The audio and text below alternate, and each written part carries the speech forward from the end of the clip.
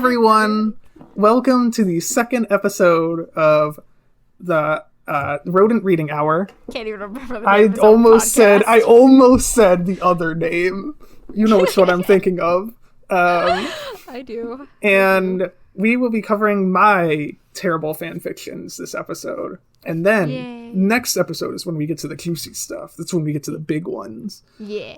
So for those of you who just tuned in to this episode for some reason, I'm Hedgehog. I run the channel and which is weird, by the way. Why are you tuning into episode 2? Go back. I don't know. Introduce yourself though, just in case. You never know. I'm Miceman 391. Yeah, I have a Twitch channel. It's pretty inactive. I'm sorry. It's Miceman 392. Yes. Yeah, you did that for like a month. I did that for like a month. It's hard. It's harder than you'd think running a Twitch channel. That's why I've never been a streamer. I only stream once a week because live streaming is really fucking difficult. All right, yeah, and you tell them who you are. Sorry, I interrupted you. No, I already did. I run the channel. Okay. Extremely Educated Hedgehog. There I am. Ta-da. Okay. Yes. So last episode we read Hedgehog's Zelda fanfiction, and this episode we will be reviewing my cruddy SCPs. Miceman, where are the SCPs? All right, well, it's been fun talking to you all. It's about time for me to go. Yes, they are here. You want to know where the SCPs are? They're right here. And by them, I mean 3 of them. But Hedgehog, for our viewers who don't know what the heck we're talking about, you want to tell them what an SCP is? So an SCP is based on the site SCP, which stands for Secure, Contain, Protect, and several other things, I believe. It started off as a small little creepypasta on 4chan, and quickly grew into a whole thing about a whole organization that contains, secures, and protects strange anomalies and strange creatures. And this is an AU of sorts for that. Yes, eloquently put. So when Hedgehog first made her Discord server, I was there when it was made. And it was weird. It was weird. So I took it upon myself as the blooming young writer that I was, that I thought, I was really into SCPs at the time. I was reading all of them.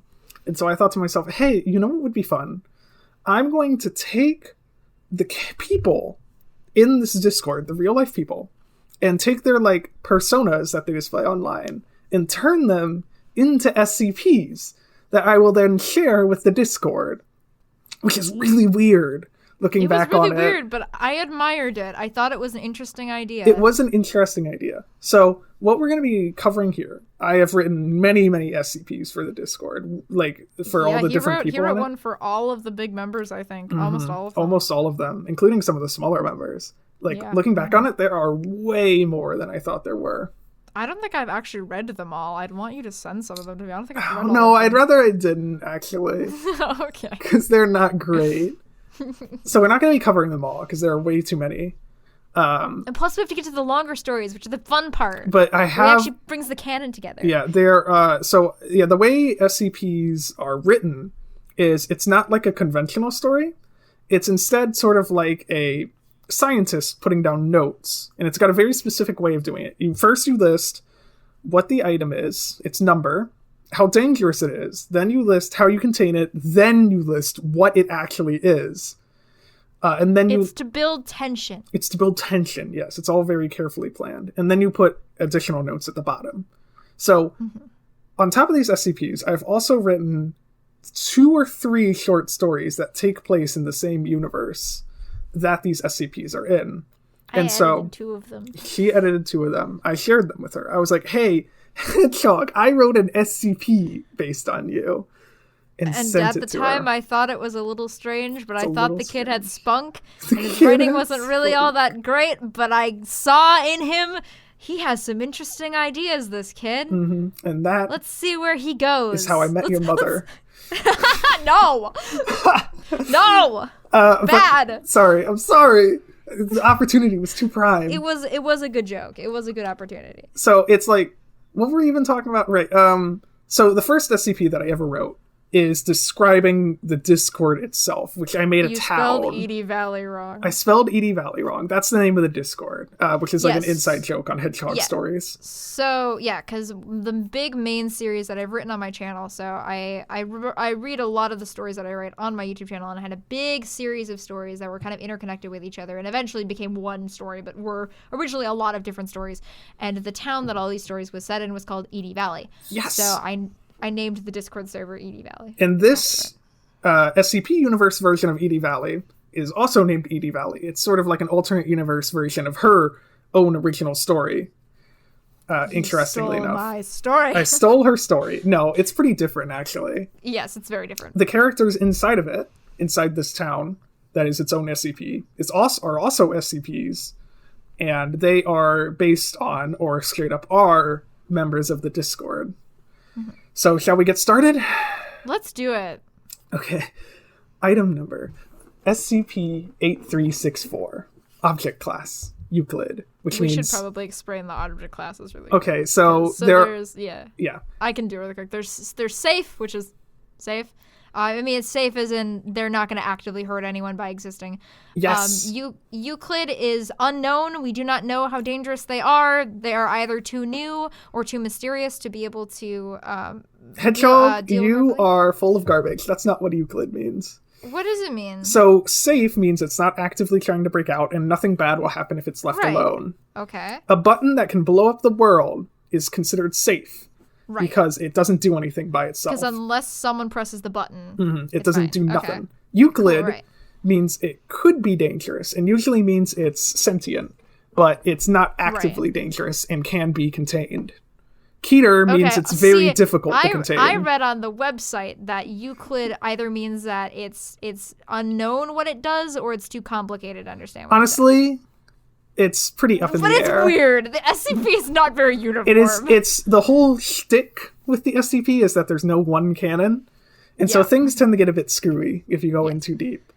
And then Keter, of course, means it's extremely dangerous, and it will actively try to breach containment and try to kill people. And try to hurt people, yes. End the world or whatever. Whatever, So, this is SCP-8364, which is an SCP that does not actually exist, which is why I chose this number. At the rate they're being created. They are at like 6,000, 7,000 at this point. Individual SCPs. Special containment procedures. Due to the immobile nature of SCP-8364, a chain link fence 5, and then in parentheses the number 5, meters high has been constructed around it to prevent containment breaches. Can I just say, I love how you contained this town full of weirdo people world-ending powers with a fucking chain link fence. Well, there's definite power creep looking back. Fair enough. By the end of these SCPs, there were people who could, destroy cities and fly. We got a chain link fence. Mine is actually comparatively weak compared to the rest of them. I know. I wonder how you keep control of this town. With my mouth. Additionally, marksmen are to patrol the outside of this fence at 20-meter intervals. They are to be issued a high-caliber rifle and a 10x scope, along with the orders to shoot anything that is flying toward the fence from inside the containment area. So they're not allowed to shoot things that are flying above the fence, only inside. Only inside the area, yes. That's a little oversight on my part. Good job, past me. Well done. The 2 roads that lead into SCP-8364 are to have guard posts, and any civilians that accidentally wander too close to the containment area are to be turned away and told that the area is closed due to flooding and given Permanently flooding. Well, no, it's okay because you see they're given Class C amnesthetics if found necessary. And this is a trap that a lot of SCP writers fallen into, and it's sort of become like a meta thing on SCPs where the Foundation, which is the group that's containing these SCPs, will just give amnetics to just anybody at any time. And I did that here. Additionally, every Saturday at exactly noon, a male child between the ages of 12 and 15 is to be placed into SCP-8364 near one of the entrances. The child is not to be permitted to leave SCP-8364 and must be contained inside it until one of the residents comes to take it. We should probably explain Yeah, Hedgehog, why don't you explain it, actually? Right, so it's a meme because I enjoy voice acting young males because I'm good at it. I have a good young child voice. Hedgehog's a pedophile. Hedgehogs, but they became a meme because I said, instead of saying I want to voice act little boys, I said that, and then after that I said I want to do little boys. So of course, yeah, just to be clear, in this day and age, Hedgehog is not a pedophile. Hedgehog was never a pedophile, but it's a joke that she is. So don't get the wrong idea. Yeah. It evolved into a whole thing about me keeping little boys locked up in my basement. It was great. It's fantastic. And I think it comes up a couple of times in some of these stories. Yes. Description.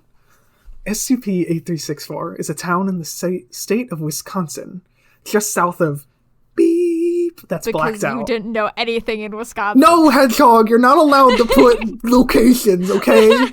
It's in Why'd you put Wisconsin then? Shut up.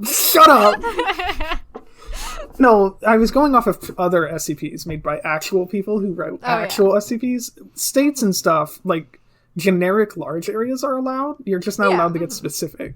Of course, I'm just messing with you. It goes by the name Beep, although the residents inside SCP-8364 insist on calling it ED Valley. Also, you spelled ED wrong. It's EDE, not E.D. E.D. I don't even have a second dot after the D, as is normal in like abbreviations. I don't know why, because literally I always thought this was really funny because it was in it was in writing in the server. In fairness, I'm not the only person that makes this mistake. Fair enough. Note, there is no record of a town called ED Valley in any records, nor has the town ever been called that. So this idea that everyone calls it the wrong name is never brought up again. Nope. Everyone just refers to it as ED Valley from now on. Mm-hmm. Sort of an Iraqi forgot there. The town itself has the appearance of a typical Midwestern town. However, it is shown to have multiple anomalous properties. See Addendum. Addendum. I know words. You do know words.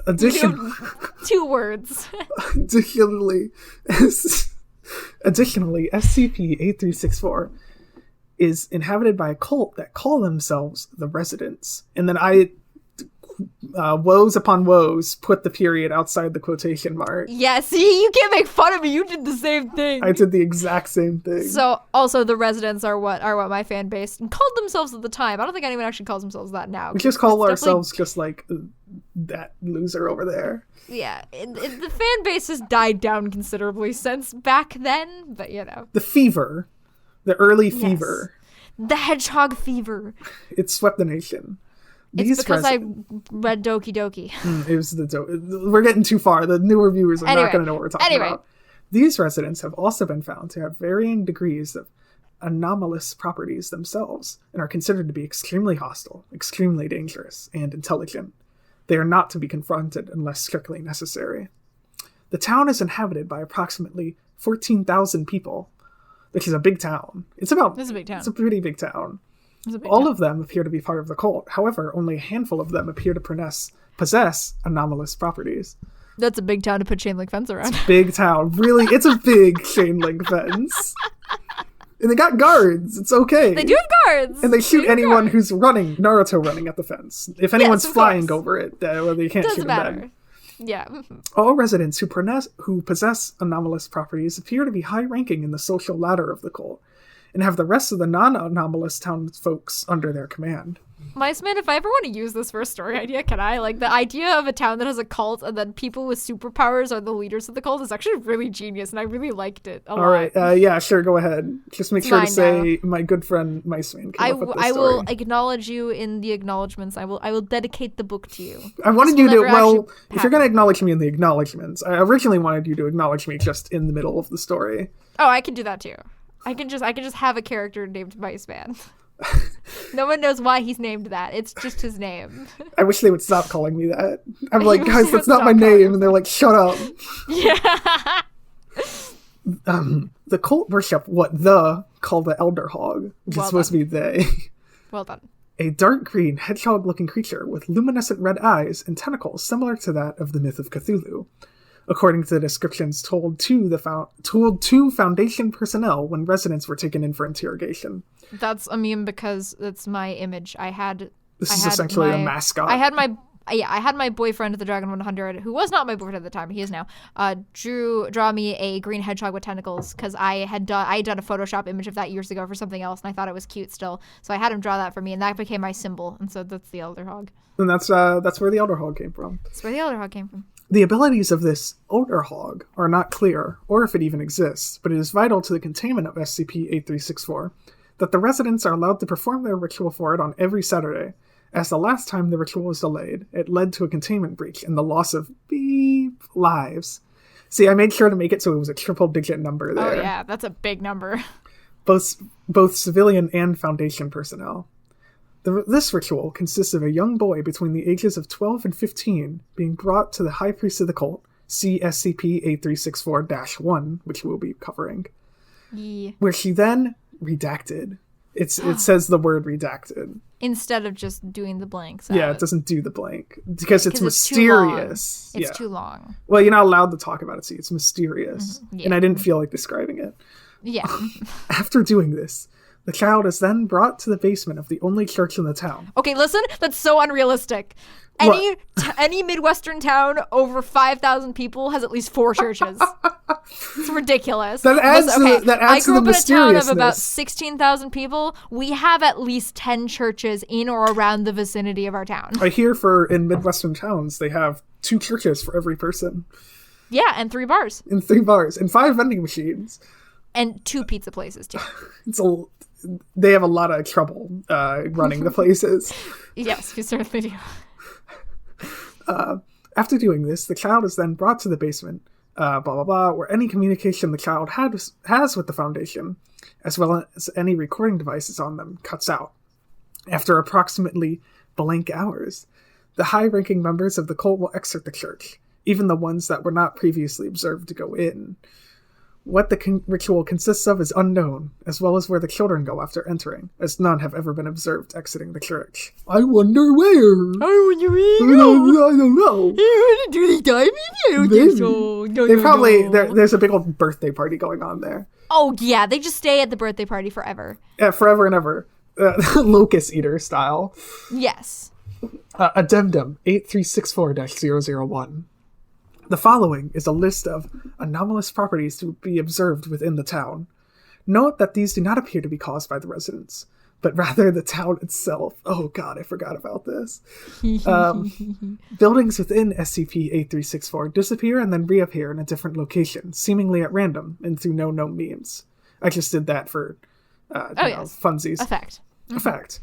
A motorcycle was seen flying through the town's streets, approximately 10 meters above the ground. This is something that happened in one of my stories. Yes, despite the fact that it appeared to be a normal motorcycle and, in addition, had no driver. After approximately 10 minutes of flying around, it landed on the town's water tower and disappeared. There's no apostrophe in that town's. No apostrophe in that town's. Google Docs is yelling at me about that. I'm sure it is. The weather around and directly above the town does not match the weather in the surrounding area, oftentimes being the exact opposite. I.e., clear on a stormy day, and vice versa. That should not be an IE, sir. That should be an ET. Whatever. What does IE mean, then? IE means this is what it is, not this is an example of it. Oh, well, forgive past me. Despite the fact that the town is not connected to the power grid, the building lights and electrical appliances still function as normal. Ooh, spooky. Ooh. They got a generator in there somewhere. Oh no, the sound of a chainsaw being grabbed, along with a male voice saying, has been recorded. Beautiful. The residents of SCP-8364 seem to either ignore it or do not hear it. No. Just from Mad Father. No one named Aya lives in the town, and the town records have no mention of that name. No you period. Must have written this shortly after the Mad Father stream, because that's when all the when all the memes happened. This was a meme that was running around in the Discord from a stream of a horror game that Hedgehog played. Yeah. Wow, it is so cringy looking back on that. Yeah. The winds in SCP-8364 have been recorded to blow up to 100 kilometers an hour. Holy shit! I know, it goes. Despite this, they seem to have no negative effect on the buildings or residents inside SCP-8364. The soil inside SCP-8364 will occasionally turn red. This seems to be pure aesthetic, and have no effect on the plant life growing in it or the residents that walk on it. Isn't that spooky? It turns bloody. No, it's spooky. I don't need a reason. It's spooky. It's spooky. Oh, sorry. It's spooky. That's the reason. Sorry. Then just the word redacted. Yes. One of them is just taken out for no reason. Yes. I didn't have anything specific planned for that one. I just thought it would be a good idea to make it so one was redacted. Yes. Mm-hmm. A woman, whose hair appears to be on fire, walked through the center of SCP-8364, seemingly unbothered by the flames. She was not recognized as one of the usual residents, and whenever one came across her, they shrunk away in what appeared to be fear. She was tracked by remote camera for as long as possible before she turned a corner and vanished. Is that supposed to be War? It's supposed to be War, which was taken from one of Hedgehog's stories. He steals everything from my stories. As we read through this, you'll realize that pretty much all of this is just me bending Hedgehog's stories slightly. Yes, I do it all the time. Half the characters from Edie Valley are just from Danganronpa, so you know. So in a way, can't complain about it. In a way, my story is basically a fan fiction of Danganronpa, like 3 times removed. Yes. No. More anomalous findings will be put into this document as they are found. All right, then note from head researcher Dr. Mark Plyer. Can I read for Dr. Mark Plyer the document? Yeah, go ahead. But first, can everyone in the audience guess who Mark Plyer is based off of? I wonder. Here's a hint. It's a famous YouTuber. Wow. We need to figure out what they are doing with those kids. I'm going to look more in depth on specific individuals inside SCP-8364, starting with the one they called the High Priest. Also, that'd be High Priestess if I'm a girl. I'm just it's alternate universe. Doesn't count. Okay. Doesn't count. See, look, I wrote it right there. It doesn't count. Yeah. She seems to have taken a liking to me, at least as far as I can tell from our limited interactions. I'm going to try to get an interview. Results should come soon. So yeah, Dr. Markiplier, obviously. Why did I make it Markiplier? Good question. I don't know. I figured it was because I mentioned him once, and I mentioned that I liked his voice or something like that. Yes, I think there was a running gag where you would do an impression of him. Yeah, for like 2 streams, there was a running gag of me doing an impression of him. So, something interesting about this. So we have the head researcher, Dr. Markiplier. And he has an assistant, Dr. Natsuki. So Natsuki, if you don't know, is from Doki Doki Literature Club. You even laughed trying to say Doki Doki Literature Club. Listen, it makes sense in context. I got known for doing dubs of scenes from Doki Doki Literature Club. Right. So her most famous reading was of Natsuki. So, in a way, there's 2 different hedgehogs in the story. There's Natsuki on the researcher side, and the High Priestess on the Edie Valley side. And they interact sometimes, and it's very strange. And I don't know why I did that. I don't know. You just like more of me running around. That's what we all need. We got 5 or 6 hedgehogs running around. All we need are more hedgehogs. So that was all of SCP-8364. I think we should skip Dragons and just read mine and the stories. So, yeah, because this is taking a bit longer than we thought. So, next we're going to read SCP-8364-1, which is Hedgehog. Why am I Keter? I'm not. Later in the stories, I'm not violent. You can have an interview with me. Why would I be Keter? Because you're Keter, Hedgehog, because you're one of the more powerful residents, even though you're not. But even if I'm not, but even if I'm more powerful, I don't actively attack people. I'd be Euclid at best. I'd be Euclid at worst. Well, again, as I said, there was power creep. Hedgehog was the first humanoid SCP that I wrote. Remember, the town itself was the first one. So, I love how you just have a picture you got from one of my videos from my old gross dorm room. My towel is hanging up on my door. So back there. The secret Foundation camera took that. So in SCPs, there's sometimes like a picture of the SCP next to the document. For the town one, I just have a picture of a generic town. For hedgehogs, I have a picture of hedgehog like recording that I took from one of the streams. I actually have an SCP bag in the background. Fun fact. Oh, do you? I do have that shot, yeah. Mm-hmm. Is it in the shot? Yeah, it is. Oh, wow, that's some meta stuff right there. That's a hint. It's the white bag. It's right there. It's a hint towards future stories. Yeah. Don't worry about what the future story is or what it's hinting about. Don't worry about it. Don't worry about it. SCP-8364-1. So you'll notice it's the same SCP number as the town, just with a -1. I don't know why I am the same as the town and nobody else is the no same one as the else town. gets that. Well, I remember I sent this one to you, and you were like, hey, this is cool, you weirdo. No, she didn't say that. But I didn't say you weird. I was only thinking. you were like, it's going to get confusing if you keep using the same number over and over. And That's so I right, started switching out to other 8000s. Object class. Because listen, I read a lot of SCPs in the channel, or I used to. I don't so much anymore. But my problem, I always trip over the numbers every time because I can't read numbers out loud. I can't read numbers. And there's so many of them as well, and they're also so similar. Object class Kier, which again is the most dangerous. I don't know why I'm the most dangerous. Because you're the head priestess. But I'm not actively a danger. I know, alright? I was a kid. I was like... This was 2 years ago! I was a young kid. I was like 10. You were not 10. I was 7. I was but a babe. I was still in the womb. I was pressing my hands against my mother in Morse code, and she was translating it. SCP-8364-1 is currently contained within SCP-8364 and is not permitted to leave SCP-8364 under any circumstances. If SCP-8364-1 does manage to break containment, Task Force Omega Heads, aka Hog Killers. I love how you named them Hog Killers. It's a good name. It's a good name. Are to be immediately deployed and instructed to use non-lethal tranquilizer darts to subdue SCP-8364-1 and then immediately bring them back to SCP-8364. A lot of 8364s. Also, there's a lot of 8364s. Keter class SCP can be taken down by non-lethal tranquilizer darts. Yes, somehow, I guess. It is extremely important that SCP-8364-1 does not get killed in the event of a containment breach, and precautions must be taken to prevent this from happening. Additionally, a male child between the ages of 12 and 15 must be delivered to SCP-8364-1 by at least 12:30 every Saturday. So previously it had to just be delivered to the town, and now they have to be delivered to me directly. Yes, you directly. Power creep, yes. as I was yes. saying. This can achieve by following the special containment procedures of SCP-8364. Oh, see? Look, I mentioned it. Oh, okay. So it all connects. It all comes together. Okay.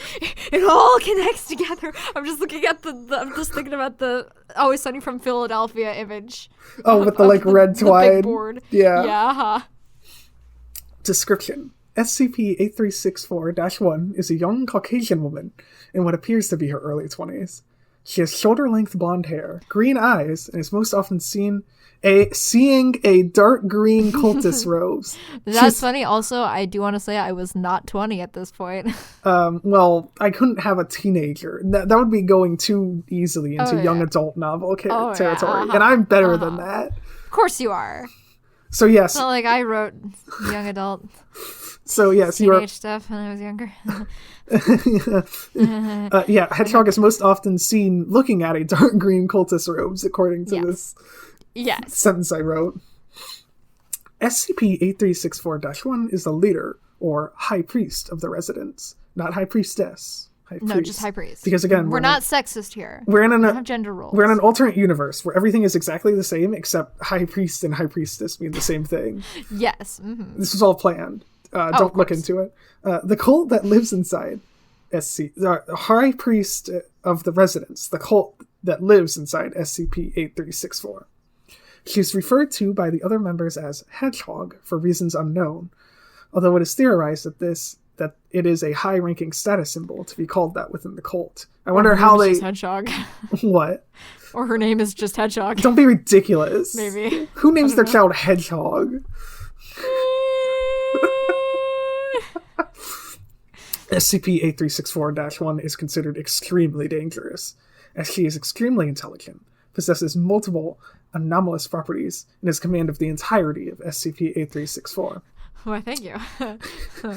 Additionally, she's very pretty, too. He's very pretty, too. No, additional. You said additionally. It's additional. Additional? No, you had to point it out. Yes. SCP-8364-1 has an exceedingly short temper, becoming agitated and annoyed easily. Get it? Because it's like my name. Mm-hmm. Get it? See, get it? It's, Get taps it? it. You're very clever. Combined with their powerful anomalous properties and high intellect, SCP-8364-1 is to be taken very seriously. I only said that. The only place I've taken seriously. I only say it 3 or 4 times. So yeah. Of course. So again, we have the anomalous properties that have been observed at the time of writing this report. I did the exact same thing with the town. Mm-hmm. Until you figured out how to actually include that in the description. Yes, which gets better in the SCPs that we are not going to read. Yes. So the anomalous... Because they're actually somewhat good. they get better. They get better. It's like if you were to graph it, they'd go steadily but slowly up. So the anomalous properties that have been observed at the time of writing this report include the ability to mimic the voice of any human female, as well as any male under the age of 15, with accuracy high enough to fool trained professionals. Stop it! You're embarrassing me. An obvious shout out to Hedgehog's extremely good voice acting. I'm not that good. What appears to be telepathic communication with all other high-ranking members of the residence. Do you mean our private chats? Yes, and it also does come back in Containment Field, which is a story we're going to be reading. Yeah. This telepathic communication. Okay. Occasionally, SCP-8364-1's irises will turn a deep red. Ooh, spooky. Ooh, spooky. SCP-8364-1 stated that they do this when she is communicating with the Elderhog. It is unknown if any actual communication with outside sources is happening in these instances. It must be looked into further. She has ability to install the belief in any individual within a distance of 25 meters that the entire world is a video game, and that SCP-8364-1 is the only person who is aware and capable of understanding this. When an individual is affected by this mimetic effect, it will often put that individual into a deep depression, and in more extreme cases, suicide. This is never brought up ever This is again. never brought up again. I don't even remember why this is here. Is that like from a scream? I don't even know. I don't remember. I think I was confused why you did this when you wrote it, so... Yeah, I don't know. I think I threw it in there because I was like, this list is not long enough. And I need more. She doesn't have enough cool powers. It's not, so I was like, yeah, video game, sure, whatever, throw it in. SCP-8364-1 appears to possess extensive knowledge of the SCP Foundation and organizations that are related to it in some way. SCP-8364-1 is often seen relaying information about it to the other members of the cult. Most recently, SCP-8364-1 has been recorded talking about the organization Are We Cool Yet? To other cult members. I was really into Are We Cool Yet when I wrote this. I read a lot of those stories on the channel too, so, to be fair. Yes, and I think that was also a shout out to the fact that you were reading that at the time. Mm-hmm. It is unknown how SCP-8364-1 knows these things about the Foundation, but it represents a massive breach in security and must be stopped as soon as possible. Why do they not just throw everyone in the town into a padded cell? I don't know. I don't know why they keep them in a town. I mean, it's cool. I don't know why they keep them in a town. Because the plot demands it, Hedgehog. The plot demands it, and they're just lazy. And they're lazy. It's too much work. It's lazy writing, I tell you. What idiot wrote this? No, I meant it's lazy on the Foundation's part. It's too much work. I like the idea. That idea. That's like another government agency. They're just like, there's a whole town full of crazy superpowered people. Just put a chain link fence around it. Throw some guards, whatever. That's fine. The following is an interview conducted on SCP-8364-1 by Assistant Researcher Dr. Natsuki after convincing her that it would be best to cooperate with the Foundation to avoid unnecessary violence. Note, originally Head Researcher Dr. Mark Plyer was going to interview SCP-8364-1, but unfortunately came down with strep throat and had to pass the duty to Dr. Natsuki. Why did you include that? I wanted to introduce Dr. Natsuki, but I couldn't figure out how. And so I was like, because I could not think of a legitimate reason on why she would conduct the interview and not the head researcher. I mean, she would because the head researcher is busy and has to observe. No, that makes too much sense. Yes, strep throat. Oh, okay, fine. Yes, strep throat. All right, are you going to make me do both of these voices? I'll read Dr. Natsuki if you want to be you. Cool. Begin log. You got to do a good impression of everything. Oh, Jesus. I'm going to be you. I'm going to be me trying to be you, trying to be Natsuki. I'm kidding. You do whatever you want. Begin log. Thank you for coming in and talking to me, SCP-8364-1. Your cooperation will make this much easier for both of us. See, that's a really good impression. Good job. Stop. Don't call me that. My name is Hedgehog, and I don't know if I'm going to cooperate just yet. I came here to see what you people want. What we want is your cooperation. You seem to be quite intelligent. Surely you must realize that it's better to work with us. And what do I and my people get out of it? I'm sorry?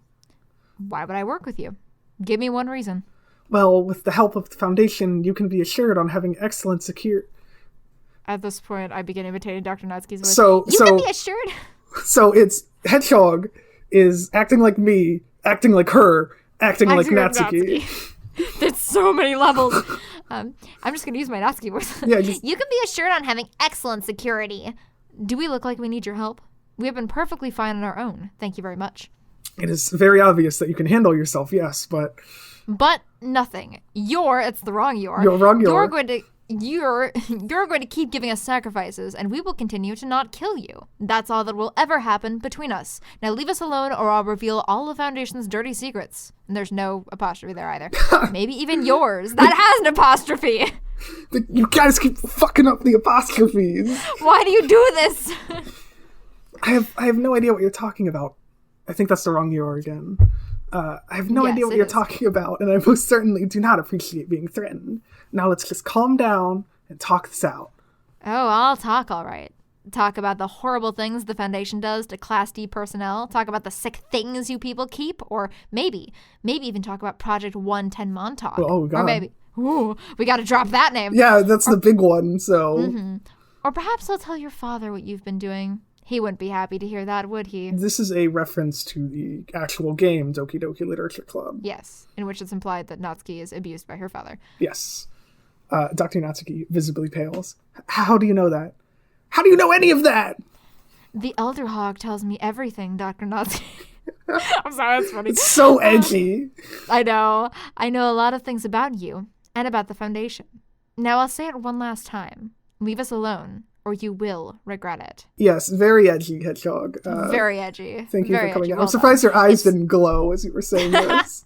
I know, right? I'm sure they did. You just decided not to mention that they do. I'm really surprised I didn't mention that. I would, younger me would have been like, oh, that's so cool, yeah. Yeah.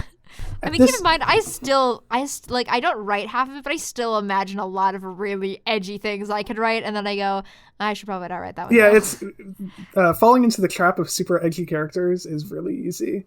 It's really easy. Sometimes if you do it right, it works really well. Sure, if the other characters point it out. Yeah. It's like, yo, look at that guy. It's hard to do it right, though. At this point, Dr. Natsuki called off the interview, and SCP-8364-1 was escorted back to SCP-8364. Dr. Natsuki returned to her private office and did not emerge for several hours. Once she exited the office, she repeatedly told other personnel that she was fine and didn't need help. Dr. Natsuki has been assigned to mandatory therapy sessions for the next 2 months and is not permitted to converse with SCP-8364-1 again. Although she does. Wait, does she? I think I might have actually stuck that's Dr. with Flyer. That's Dr. Yeah, Flyer. Yeah, I actually stuck by that. You did stick by that one. That's right. In one of the short stories, he is not permitted to go into the containment, next one, I think, into the town. Yes. Yeah. Mm-hmm. Note: Dr. Natsuki was abused by her father in her childhood and has cut all contact with him. Oh, I just come out and spit it out, don't I? You do. Yep. It is unknown how SCP-8364-1 knew this, but shows that she is much more informed than previously thought. I should not have used the she pronoun. You're supposed to use it when referring to SCPs. You use they sometimes as well, but it should be it. I'm a moron, and this is why they won't accept me. This is why they won't publish my stories on the wiki. It shows that she is much more informed than previously thought, and the fact that they know... thought, my bad. She had one thought, and it was this. And the fact that they know about Project 110 Montauk represents a massive breach in security. SCP-8364-1 is not permitted to leave SCP-8364 at any point, which has already been stated. Many times. For fear she will reveal information about the Foundation. Note from Assistant Researcher Dr. Natsuki. Someone figure out the P... Say fuck. No, it's explicit. It's not allowed. Let Dr. Natsuki say fuck. Instead of saying the F word, she just says explicit. It's bleeped out. Yes. Someone figure out how to be. She knew these things and how to stop her. Also, I don't need therapy, guys. I'm fine. Really? She just kind of got to me. That's all. I'm a big girl. I can handle it. End of report. I don't think you're really allowed to put in like personal notes at the end of. No, they have before. That's something that's been done. I know that. That one's good. You're good on that one. This is a very edgy one. A large portion of it is taken up by the conversation, and the conversation is pretty edgy. I've heard worse. I mean, you have mine, which is like, oh, I love you, Link.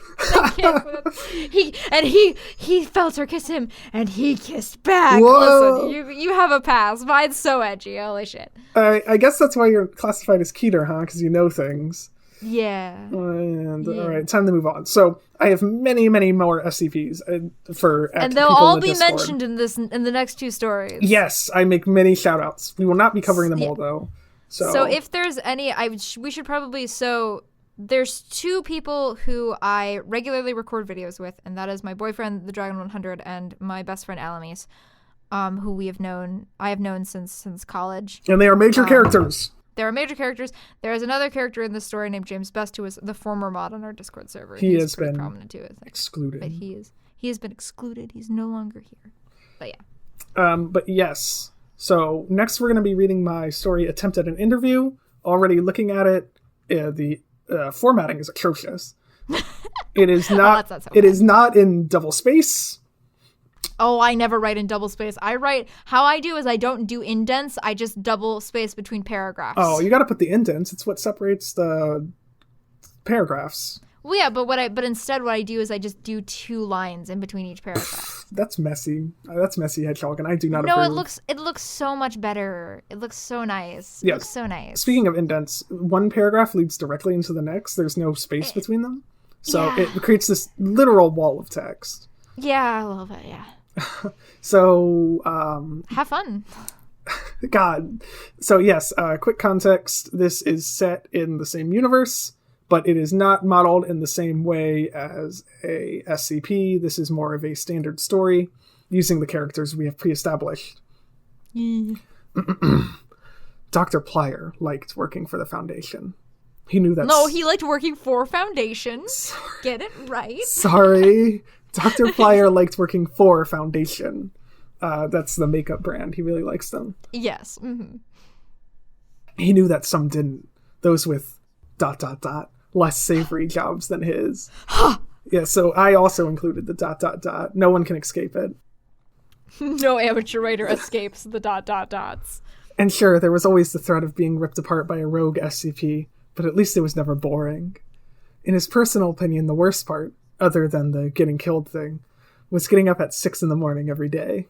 Wow. I know. Deep cuts. Deep cuts. I'm just making him look more human, you know? Oh, yeah, because everyone hates getting up early in the morning. Well, I mean, most people now you can relate to him. Yeah, exactly. It's like if you're constantly under the threat of being ripped apart by some terrible creature, you get bored of it eventually. Oh, yeah. You never get used to waking up early. Never, ever. Well, I don't anyway. Like I should be doing right now, he mumbled to himself. This is not a new paragraph. It's just him saying that is inserted into the middle of this large paragraph. Yes.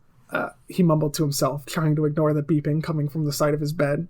He slapped his standard issue alarm clock and rolled out of bed in a less than graceful manner. He went over to the bathroom and, after a quick shower and brushing his teeth, got dressed and went out to the mess hall. Into the mess hall. Walking across the room to the coffee maker, he spotted his assistant researcher, Dr. Natsuki, already sitting at one of the tables. Her pink hair a stark contrast to the drab gray walls of the facility. Natsuki in Doki Doki Literature Club has pink hair. Yeah. Just a little shout out. So she has pink hair here. After grabbing whatever food they were serving today, pancakes from the look of it, and a cup of coffee, he joined her at the table. Morning, Mark, she yawned. Glad to see you. Come join us on time today, she said, humor in her voice. He sighed. There are no paragraph breaks in between their dialogue. No paragraph breaks. Just straight from one to the next. Just dialogue. Just so dialogue. much dialogue. You get it? You get it in its purest form. Great. Thank you. My eyeballs are bleeding. It hurts to look at.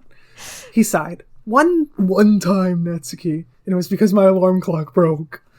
Of course, she knew this. They have had this discussion many times before, but she never passed up a chance to tease him on it. They continued to make small talk until breakfast was finished, but it was distinctively less cheerful than usual. Ever since Dr. Plyer had discovered the problem, which is in italics. What could it be? What could it be? I wonder. Gloom had hung over the entire facility.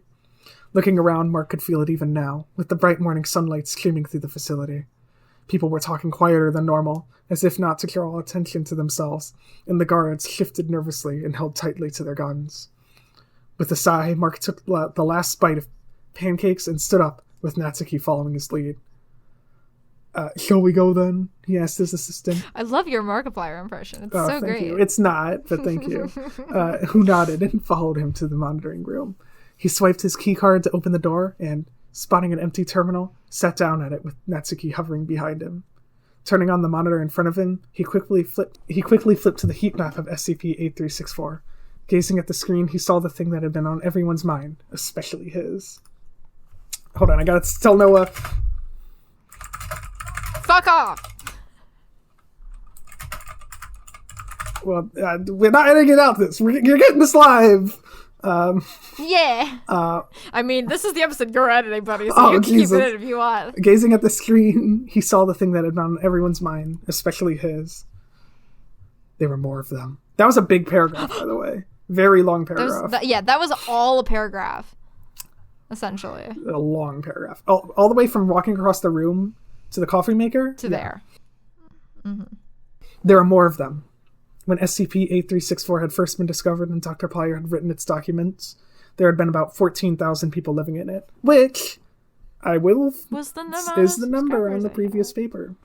So yeah, not to brag or anything, but consistency. Continuity. But now, looking at the heat map, there was about 19,000 glowing dots on it. Well done. Wrong. It should have been were. Well done. My bad. That on its own was worrying. But to make matters worse, when the Foundation had first come here, there had been only about 20 SCPs of significant threat. But recent surveys showed that the numbers were growing as well, with estimations saying about 100, possibly more. There were not that many big people in the community at that time. I pointed out, so first of all, this paragraph addresses several things, and I felt quite clever when I did this. I addressed the growing power creep that was happening in the documents. Mm-hmm. In this quote-unquote problem. And when I say there's 100, there's a line later where it's like, I haven't even written documents for all of them yet. Yeah, so gotcha. I see. I planned it all. You were going to write 100? Yeah, I was going to write 100,000,000 of them. I was going to write one for every single individual subscriber to the Discord. That is a lot. Some people are still mad they never got one. Oh, well, boo-hoo. Write it yourself. Recent surveys showed that their numbers are growing as well, with estimations saying about 100, possibly more. And as a cherry on top of this already terrifying cake, I love that metaphor. I use it all the time. The SCPs didn't even have similar abilities that would make them easy to contain in a one-size-fits-all plan. Dr. Plyer had requested and been approved for more security, but he was worried that even that wouldn't be enough if the subjects all decided to attack at once.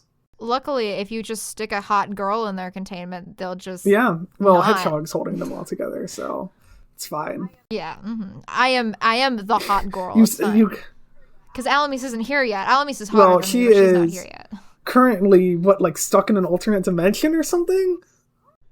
Sorry! Spoilers! For this thing.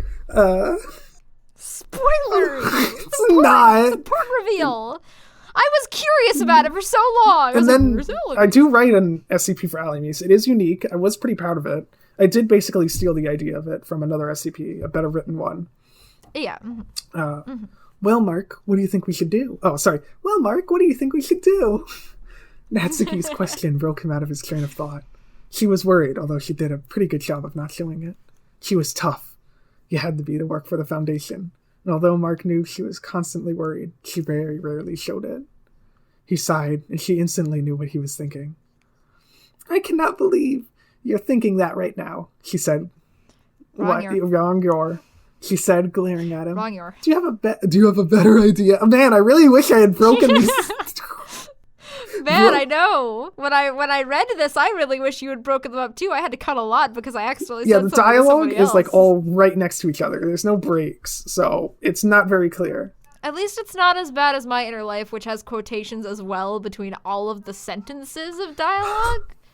For some reason. Do you have a better idea? Mark said. Because trust me, if you do, I'm all ears. It's suicide to go in there. She shook her head. When Dr. Plyer had presented his idea to talk with SCP-8364-1 and figure out what was going on, Natsuki had been one of the most outspoken against it, even though she has conversed with Hedgehog previously. I don't know why she's so against it. Well, I figured it was because she had already conversed with me and she had a bad experience with it. Also, in this universe, Natsuki and Mark were, like, planned to get together. This was before you hooked up with Dragon.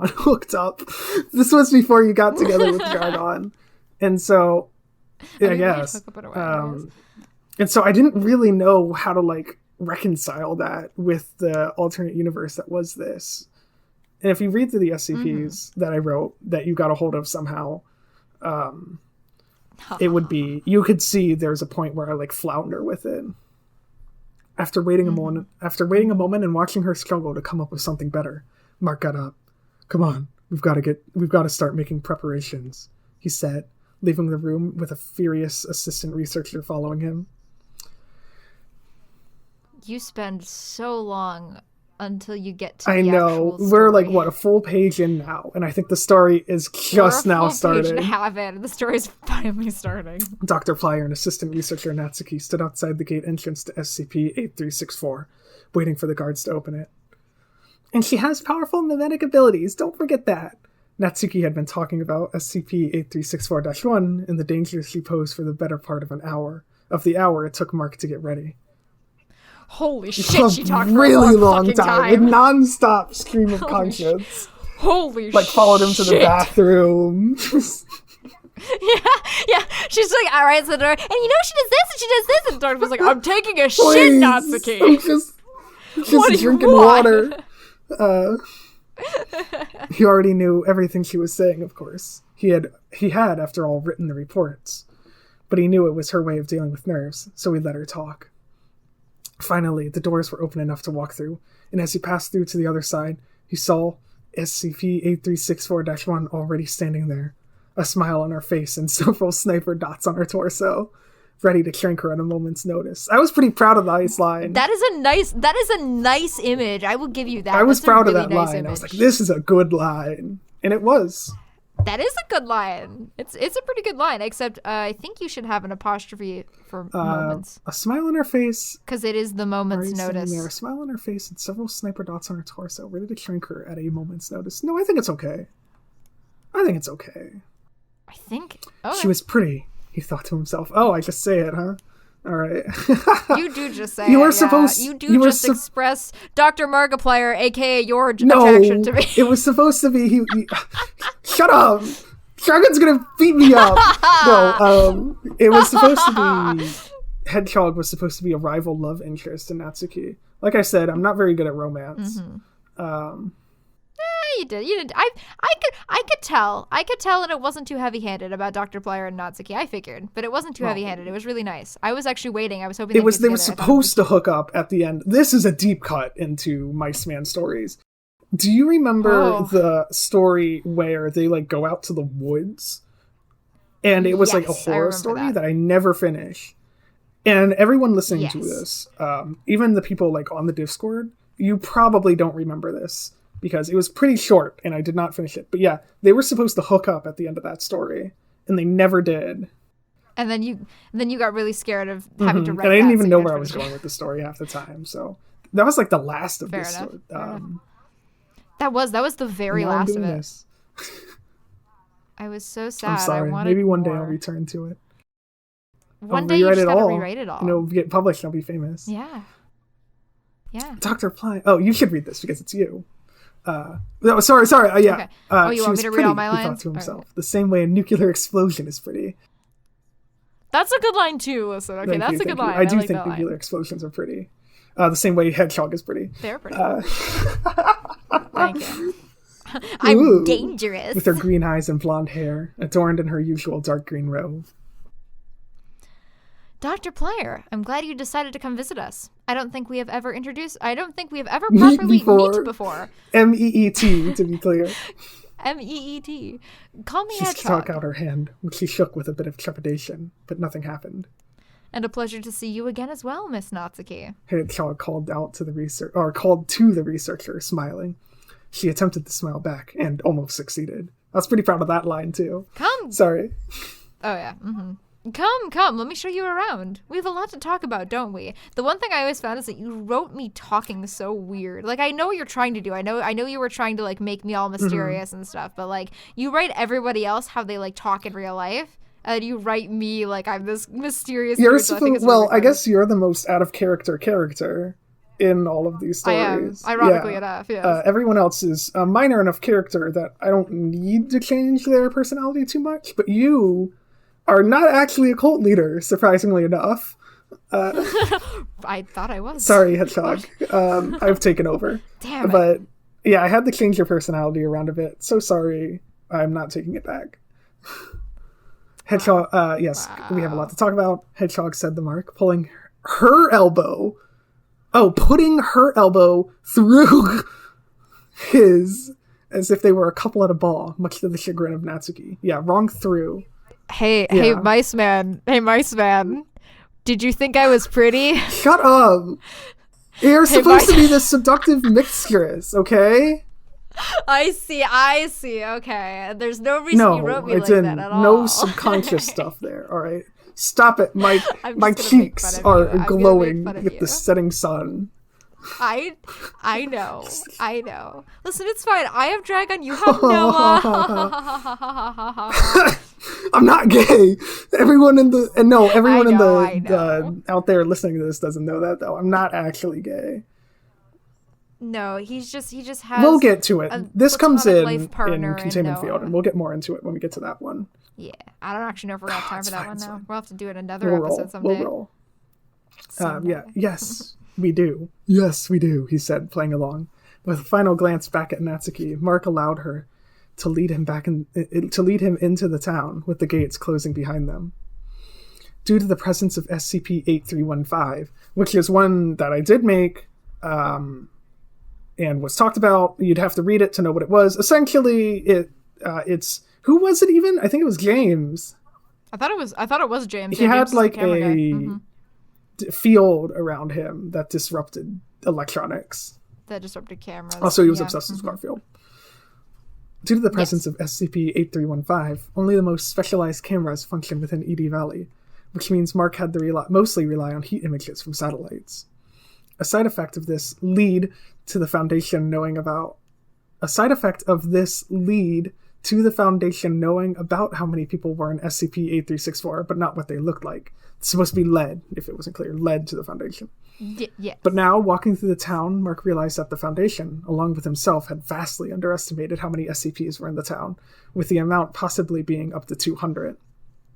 Hedgehog led him past a large workshop, the walls of which were covered in strange drawings of things Mark didn't recognize. So here's where we get into the real meat and potatoes. Here's where we get These to are all the characters, and they're all... And I actually thought it was really cool how you put this all together. I was impressed by They this are paragraph. all based on people in the Discord. And I will try to point out their usernames as we run across them, if any of them are listening. Inside, he could see a man loading what looked like a giant pencil at a anvil, with a humanoid... Pencil Tip Workshop, with a humanoid red lizard in a suit and top hat saying something next to him. That's our buddy Tyrant. Mark couldn't quite make out what they were talking about, but noted that the lizard's voice was much deeper than what should be humanly possible. Because our friend Tyrant has a very deep voice. And he has his own SCP, which we will not be reading. Yes. On the other side of the street, what appered to be a Sesame Street-like duck puppet walked by. Apparently, holy shit! I know he's from way back. Wasn't it? I think it was. He's not on the Discord anymore. No, he hasn't been there for a long time. Yes, he was one and of the early boys. Never got his own SCP either. apparently able to support itself, having a conversation about the viability of World War II-era planes with a young girl.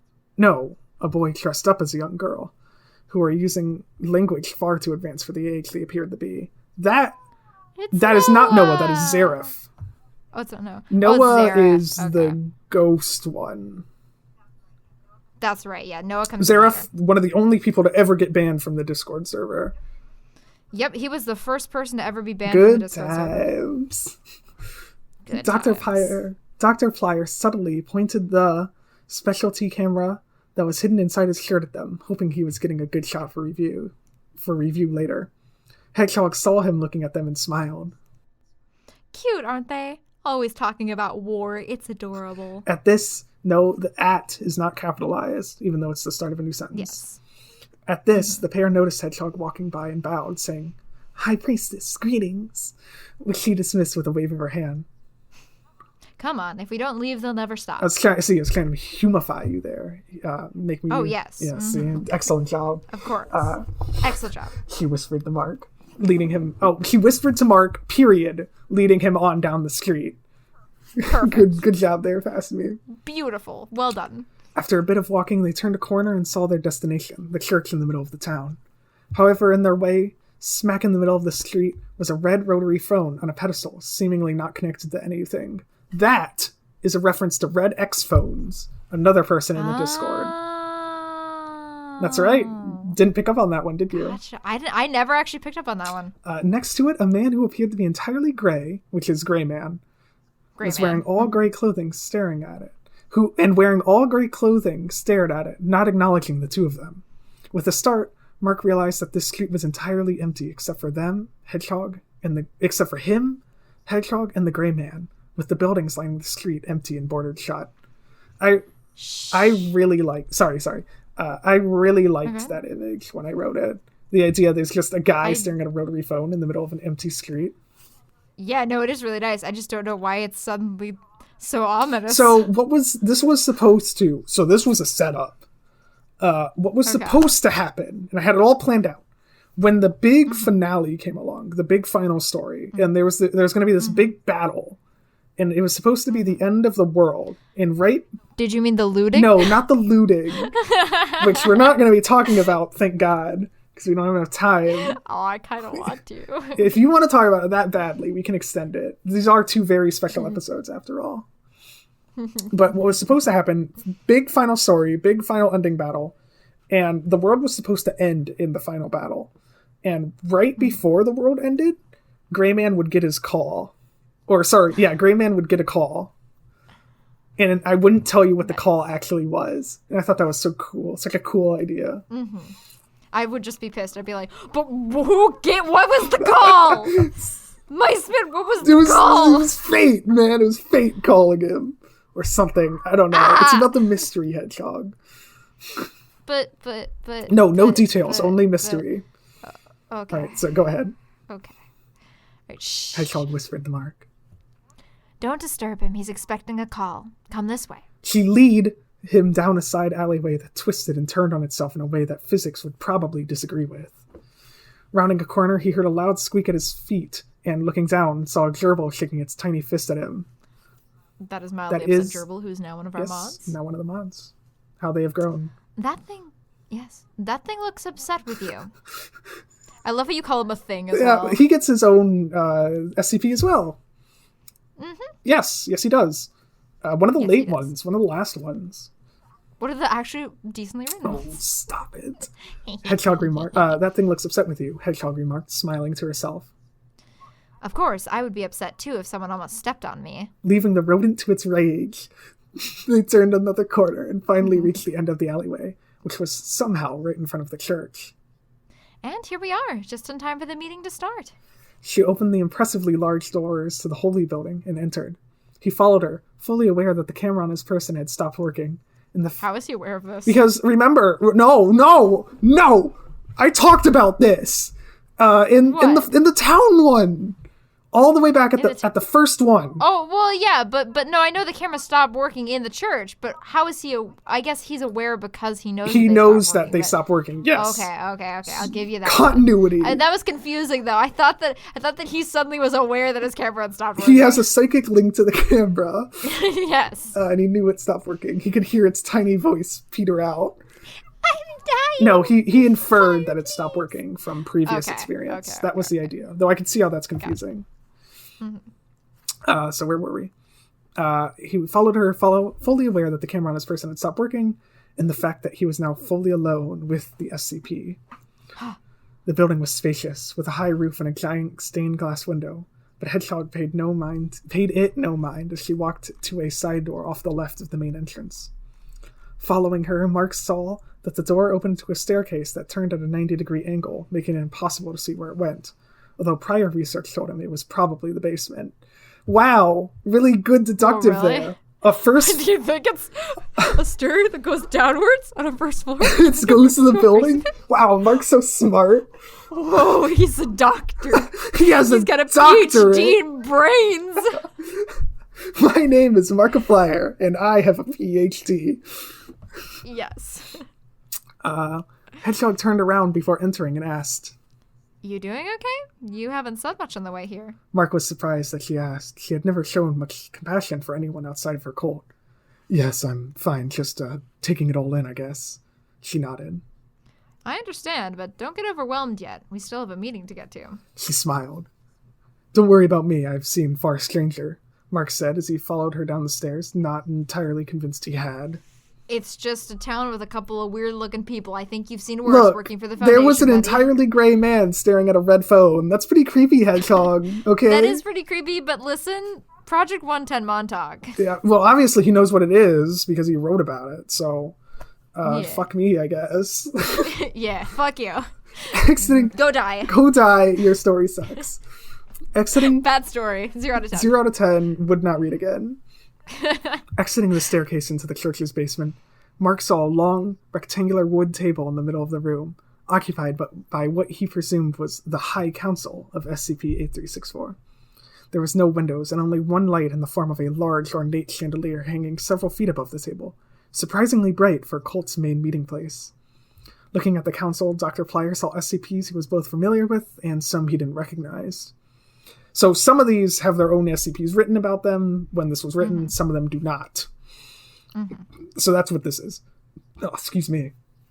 Near the head of the table was SCP-8333 and SCP-8315.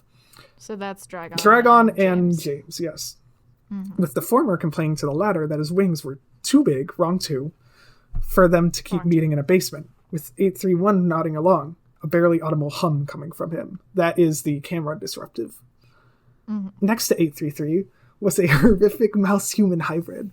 I love how you put yourself in the council. Well, obviously. Look, in past me defense, I was a fairly important figure. No, you were a fairly important figure. By the time this story came out and you were known as the SCP guy, you were fairly important. I had several videos published on the main channel. I don't need to justify myself. It's my story, and I can have a self-insert if I want it. Sure thing, Mr. Bighead. Whatever. So what I was supposed to be? So, yeah, next to 833 was a horrific mouse-human hybrid with limbs in all the wrong places and a large 391 burned into the side of its head. An obvious reference to my username, Miceman391. What it was supposed to be, what I had originally planned for myself to be, was a hive mind of 391 mice. Holy shit. Which would just run around the town. But I had no idea how to make that work within the context of anything. So I just skipped it and went with the standard furry. Oh, lame. I know, I should have rolled with that. And I might bring that back one day. Because I think it's a good idea. It was talking to what appeared to be a poorly disguised robot across the table from it, whose skin was a strange pearly white. And that's the Claude. That is the Claude. Who never got his SCP. He was the one I was planning on making next, and it never came. Wow. You should make one for him, poor guy. I know, I'm sorry, Claude. Listening, Mark tuned into their conversation. I guess I just read this in my normal voice, because it's me. Yeah, it's you. Full team wipe, it was awful. the mouse thing said to the robot, who nodded and responded with a series of noises that sounded like gears clicking together. That is Darkest Dungeon that we were talking about. Oh. Because me and Claude had been talking about that a lot when this was written. Mm-hmm. So there you go, a little inside note for you. Normally you wouldn't know what that's about, but because I figured it was Team Fortress 2, but I do not think I was playing Team Fortress 2 yet when I wrote this. Fair enough. The mouse thing turned to look at the perfectly normal looking person who was resting their head on the table beside it. Did that sentence make sense? Nope. The mouse thing turned to look at the perfectly normal person who was resting their head on the table beside it. It does technically, but it feels so weird that you awkward. say the perfectly normal looking person instead of mentioning him beforehand. Yeah, I wanted to include the fact that he looked normal, unlike everyone else. But I guess I shoved it in really awkwardly. Yes. Odd. What do you think, Noah, who is a good friend of mine? The man, the not being capitalized. Yes. The man, whose name was apparently Noah, didn't move. I think he died again. 831. Wasn't this because Noah's internet was really bad at the time and he kept cutting out in voice chat? Is that what this is based on? I think that's what it is, if I remember If it is, correctly. that's way cleverer than I gave myself credit for. I think that's what it is. Because what it is in the context of the story, and I wrote an SCP on this. He got his own SCP. Obvious favoritism. Of course. He had the ability to die and basically become a ghost and then re-inhabit his ghost. Very strange stuff. Very strange stuff. It's probably the most unique of all the powers here. Yeah, because the rest of ours are pretty self-explanatory. Noah's is probably... It takes a bit of explaining, yeah. I think he died again. 8315 said across the table to the mouse thing, who sighed. And right when we were about to start, so rude, the figure across from Noah said. Looking at it, Mark had thought it was a woman in a large, fluffy dress, but looking again realized that she was flickering. And underneath her was a man in a top hat and suit, as if he was in a hologram. So this is our friend Madam Mr. Sir, who goes by both of those usernames. Yes, hence. Both Madam and Mr. Sir. And I have also realized we have a surprisingly high amount of cross-dressers in this town. Yes, we really do. I didn't realize it when I wrote this, but that's 3 or 4? That's 3 if I know, yeah. So yes, Madam / Mr. Sir, who got their own SCP, where it was essentially a man, I think, who was constantly projecting a hologram around themselves. And it could be anything, but they mostly chose the form of a woman for whatever reason. He's not transgender or anything. He is not. He just likes the name Madam. Yeah. I think the reason he said this to me once in the Discord, it was because it confused people. And so that's what I made his reasoning in the SCP universe as well. He did it to confuse people. Fair enough. It was funny. At the end of the table, nearest to where Mark had entered, the last 2 chairs were empty, with no chair at the foot of the table. Hedgehog walked to the head of the table and sat down there, gesturing for Mark to take a seat. Wait, so there's no chair at the foot of the table, but there's a chair at the head. Okay, yeah, there's one at the foot, one at the head. Me. Gotcha, okay. Hedgehog walked to the head of the table and sat down there, gesturing for Mark to take a seat. He walked over to the nearest chair and was about to sit down when he heard a loud "No!" coming from everyone at the table. It said table a lot. Startled, he quickly moved back from his chair and looked at the council, who were all staring at him. That seat is reserved for Alamis. So my friend Alamis was at theater camp for a good solid month when you started writing these, I believe. Yes, that is why she is absent. Yes. You see, it all connects together. See, viewers, I'm very intelligent. He's very intelligent, clearly. Hedgehog explained. The robot clicked something, assumably spelled wrong, in agreement. Yes. You can sit at the other one, 833. That's not a good I know, I'm sorry. I forgot who was saying this for a second, and I went with James. That's incorrect. You can sit at the other one. Yeah. That's also not good. But here, okay, let me do it. Yeah, you do it. You can sit at the other one. That's pretty good. Although it sounds like him acting like someone else. Yeah, that's the best I can do is his jackass voice. 8333 said, pointing. Mark quickly moved over there and sat next to the hologram person, who looked at him curiously. Now that we are all here, let's begin, Hedgehog said. Mark didn't understand how everyone was here. This Alamis' person chair was still empty. And this is never explained. It is in the very end of Containment. No, the line, now that we are all here, let's begin. Oh, yeah. Because Alimis is not here. She's, spoilers for a story we're probably never going to read. We will get to it someday. I have another bad Zelda fanfiction we can read. Don't tempt me. We'll do a second round at some point. Episode 100 and 101. We'll do it again. Yes, so spoilers for Containment Field, which is my second story set in this universe. Alimis is trapped in like the electronic world or something, like in a tablet. Something like that. It was weird. It was cool. It was weird. So the idea was that she was going to come back and be Hedgehog's rival. That never gets expanded on. And this line, now that we're all here, let's begin, is never expanded on because she's not here. So I don't know why you said that. I don't know. I thought she was stuck in the chair or something. Isn't her SCP? Yes. Isn't there like a code in there and she's stuck in the chair? Her SCP does address her chair. I had a plan for the chair and it never went anywhere. I just dropped it. Another Iraqi forgot moment. So many Iraqi forgots in this. It's complicated. Right. He didn't understand how everyone was here. This Alimis' person chair was still empty, but he didn't dare say anything. Not here at a council of beings with unknown abilities and tempers. Let's get straight to the point, all right? We're all here to talk to you, Dr. Plyer. Hedgehog turned to him. You said, or rather, the guard who talked to James said that you wish to ask us some questions. That is, again, the guard talking to James is in James's SCP. So we got quite the network of connections here. Listen, I was impressed by how connected you were making all these. I love stories like this that are all connected by little tiny things throughout stories. Yes. I do it with Edie Valley, I was impressed. Thank you. Mark hid his nervousness, something he was rather good at. Oh, yes. We here at the SCP Foundation have noticed that SCP-8364, or as you call it, Edie Valley, has been growing in occupants rather rapidly. The mouse thing nodded. Yes, isn't it fantastic? More sacrifices. Everyone but Mark and Noah, who remained motionless, nodded and agreed with it.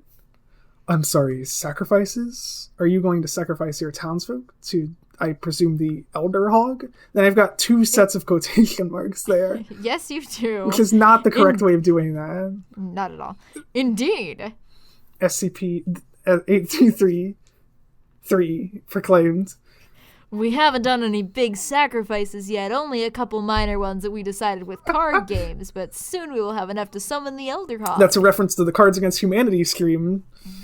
Yep. Yes, sir. The first one that Alimis and Dragon and I did together. That's right. I was very proud of that. Yep. A lot of references. Yep. This is all basically one big reference. It's all references to stuff that none of you understand anymore. References all the way down.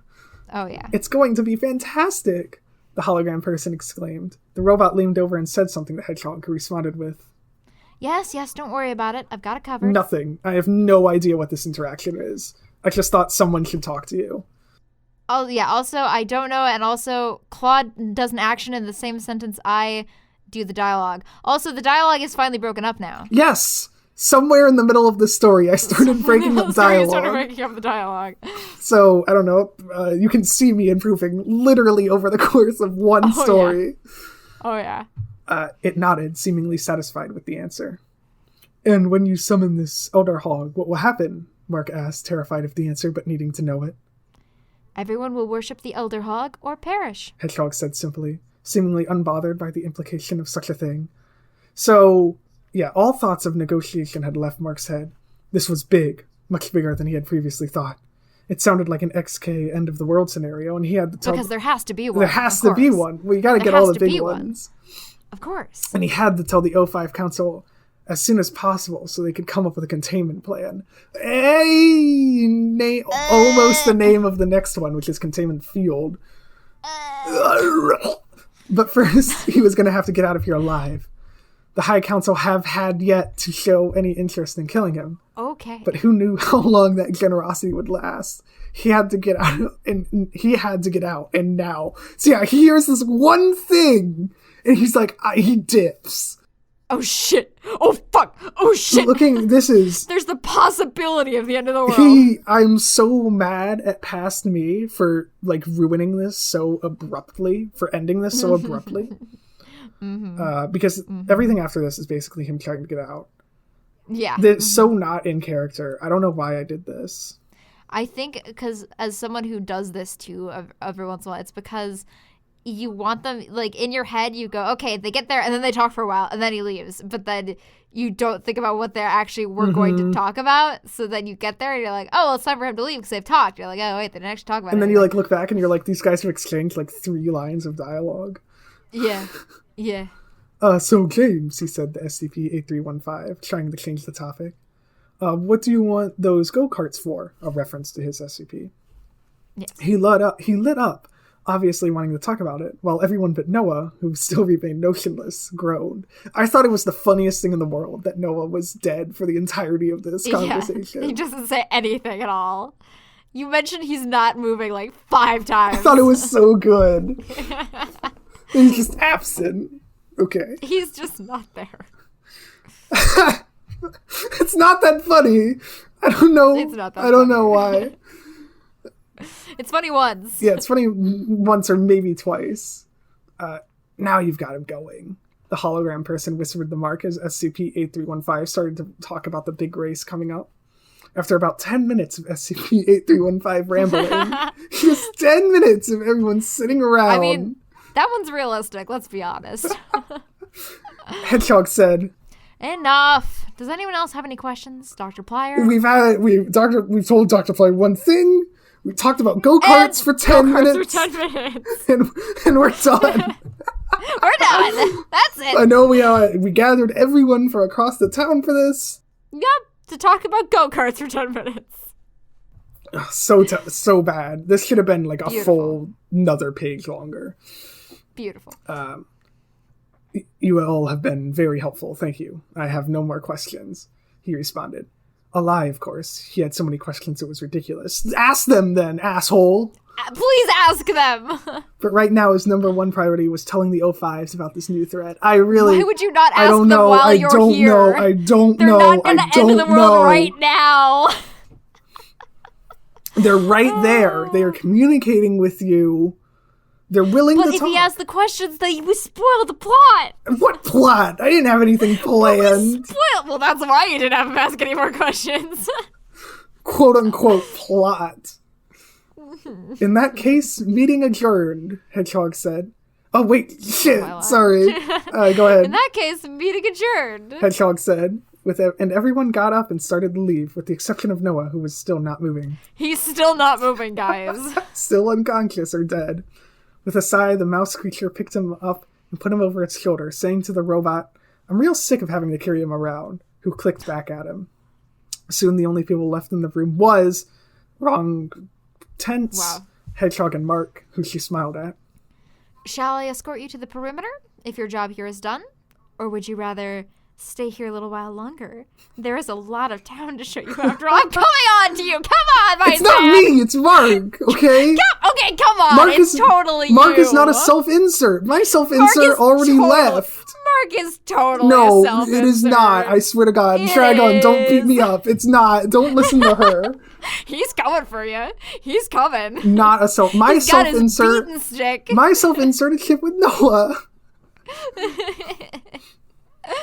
Look, we're moving on. We're moving on. Shut up. Was she? Mark blinked. Was she flirting with him? Yeah. Mm-hmm. After saying he was going to destroy the world, while he most certainly did not want to do that. Do what? Do what? I didn't say what. Destroy the world? Back, I guess. I don't know. Flirt with her or destroy the world. Both of them are about equal in Mark's eyes. Yes. Well, he most certainly did not want to do that. A very small part of him. Oh! Walk around the town! Oh, okay. Should have made that more clear. That's a long way to wait. That's like a full that. 3 sentences after she said that.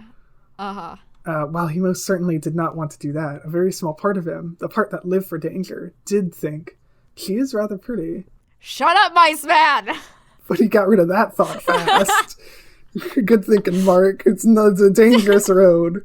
It's a dangerous road to go down. Ask Dragon, he knows. This was a Keter-class SCP he was talking to, not a cute girl at the local coffee shop. Which, that's a reference to something, isn't it? No. Yeah, Alamis, no, that was the Tattoo Flower Shop AU. Alamis wanted me to write about Dragon. There is a reference to a literature club. I think in Containment Field, that's right. Yeah. Mm-hmm. Yes, which is a reference for Natsuki and the literature club, yes. Mm-hmm. Well, he stammered, caught off guard and trying not to show it. Well, that does sound nice. I really have to report back to my boss soon. They'll be furious if I don't get back soon. Soon. Yes. Oh, that's too bad, she said. It could have been fun. Oh well, at least allow me to escort you back like a proper host. And with that, she took his elbow in hers once more and led him back out of the town. Out into the town. The walk back was fairly uneventful. Another missed opportunity. Could have had more people. Because, somehow we only encounter normal people going back. I think I ran out of people at this point. Like all the major characters in the Discord. Only encountering what appeared to be normal people. Hedgehog did most of the talking, pointing out various buildings and what they did, or occasionally what they didn't do. To Mark, who was only paying half attention. Jackass. This is important information. Is he not paying attention to It's important information. He knew he should be. After all, this could be important information. Oh, well, at least I acknowledge it. But all he could think about was the end of the world and how it seemed to be rapidly approaching. You have no idea if that's true. You didn't ask if it was rapidly approaching. You have no idea when it's coming. It could be years before they get enough sacrifices for this. But no, he just dipped. Yep. The SCP Foundation dealt with end of the world stuff all the time, but for him it was a first, and it was terrifying him. Weird way to word that. That is a okay. weird way to word that. However is not capitalized. He was doing a pretty decent job of keeping his cool. He says as he panically dips. He's panically leaving. As all workers at the Foundation had trained for this sort of thing. Had training for this sort of thing. They finally reached the gate to SCP-8364, where Hedgehog stopped. Well, it's been a blast talking to you, but I suppose you have to go. And anyway, I have stuff to do as well. You know how it is, running a town and all that. Mark nodded, but as she turned to leave, he said, "What time do you plan on having the Elderhog come?" Oh, now like we're 5:30. Now we're asking questions. Yeah. Yeah, about an hour from now. What? Oh, yeah. What? Well, the way he says that, what time do you plan? Oh, yeah, I was thinking maybe a couple hours from now. Maybe I'll push it back to tomorrow. I got a dinner plan. Uh-huh. She turned back to him, smiling. Oh, you'll know when it's here, Dr. Plyer. Very mysterious. Oh, very mysterious. And with that, she turned and left, leaving him standing by the gate. After she was out of sight, the guards opened the gate, and Mark left, feeling a tiny bit safer, to be out of the town. Walking back down the path toward the facility, he saw Dr. Natsuki running toward him. "Oh, thank God you're okay. The cameras went out when you entered the church, which was expected, but then we couldn't get it working again. And I'll be honest, I was fearing the..." She saw the expression on his face and stopped. "What happened?" he said, concerned. He kept walking to the facility, not stopping. "I'll tell you in a moment, but right now, get me the phone. I need to call the O5s. He's got a direct line." Oh, yeah. "We have a situation." Yay! The end. Which is then continued on in Containment Field, but we are running out of time. We don't have time for this. Yeah. Well, listen, I have... So recently, my mom printed out a copy of a story that I never posted online, but it was a Legend of Zelda high school AU. What? So we'll have to do a second round of these at some point in time. Yes, we will maybe read some more of my SCPs. We'll definitely read Containment Field. We'll have to read your high school AU, for sure. Yes. Mm-hmm. So, Hedgehog, final thoughts? Final thoughts, I think, again, like I thought 2 years ago, it has a lot of good ideas, and I was really impressed by how you tied everything together. But also, there's a lot of very amateurish writing and you spend way too long at the beginning focused on watching Dr. Markiplier get up and get dressed and go eat breakfast. It was supposed to be. It was supposed to be set up. It's just a full page of nothing, essentially. Yeah, and again, you can see you improving throughout the story, and then obviously you get way better. Even Containment Field is better than this one. It gets far better. Yes, and I'm sure your high school AU is better than the previous Zelda one. It is slightly less cringy because I had some self-awareness. I knew that high school AUs were bad and cringy, so I had some self-awareness. So I tied it into the actual story, which I'll explain if we ever do that. But I mean, high school AUs can be okay. or even good if you know what you're doing. It's because bad writers tend to focus on high school AUs so much that they get a bad rap, I think. Well, yeah, it's because everyone who writes high school AUs is not yet in high school. Oh, yeah, for sure. Because if you were in high school, you'd write a college AU. Yeah. And if you're in college, then you're just writing stories at that point. You're just writing adult stories at this point. But, yeah. All right. Thank you for joining me through this awful experience. I hate you. Oh, fine. It wasn't that awful. Mine was worse. I don't know about that. There were some things in this story. There were some things. At least you didn't have confessions of love across time and space. Hey, that's romantic and beautiful, and I will not have you dissing Lincoln Malin, my OTP, like that. Are they now your OTP? I'm glad. Yes, I'm glad you changed it from you. Zelda to Malin. I hope you're happy. Perfect. That was my goal with that story.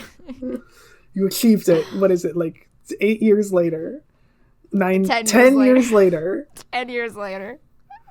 All right, well, thank you all for joining us tonight, or this morning, or this evening, or whenever. Thank you for joining me, Hedgehog. I don't know why I'm saying this like I'm the host. We're co-hosts. Oh, you're the host of this episode. I was the host. Yes. Yeah.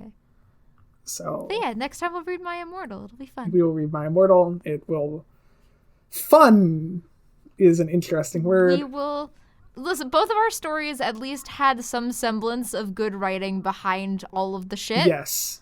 And we will talk about that later, or talk about the terribleness of My Immortal. Yeah. So, bye everyone. Bye. See you then.